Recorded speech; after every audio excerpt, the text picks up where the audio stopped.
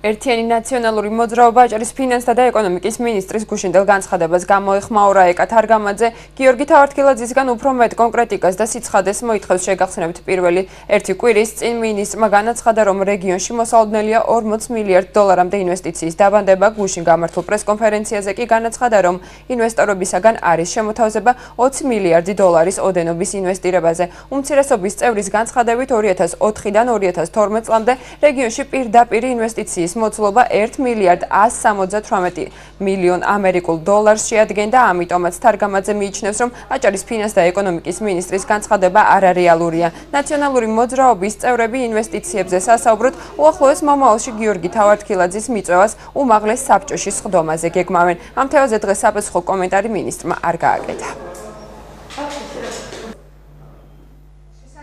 აჭარისთვის 40 მილიარდი არის შეიძლება ითქვას არარეალური, მაგრამ მე ხაზი გაუსვი, რომ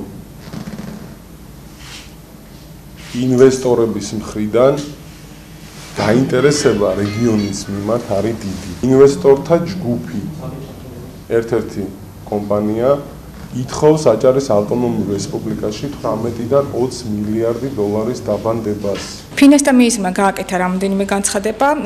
პირველ ეტაპზე გაჟღერდა 40 მილიარდი დოლარის ინვესტიციის განხორციელების ალბათობა, მეორე ეტაპზე 20 მილიარდი ამერიკული დოლარის ინვესტიციის დაბანდების ალბათობა ჩვენს რეგიონში.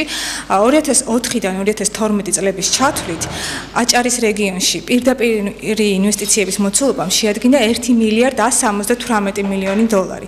აქედან გამომდინარე, რბილად რო ვთქვათ, ნაკლებად სარწმუნო და არარეალისტურად გვეჩვენება ეს განცხადება და ვითხოვთ უფრო მეტი სიცხადის შეტანას და უფრო მეტი კონკრეტიკის ამ საქმეში.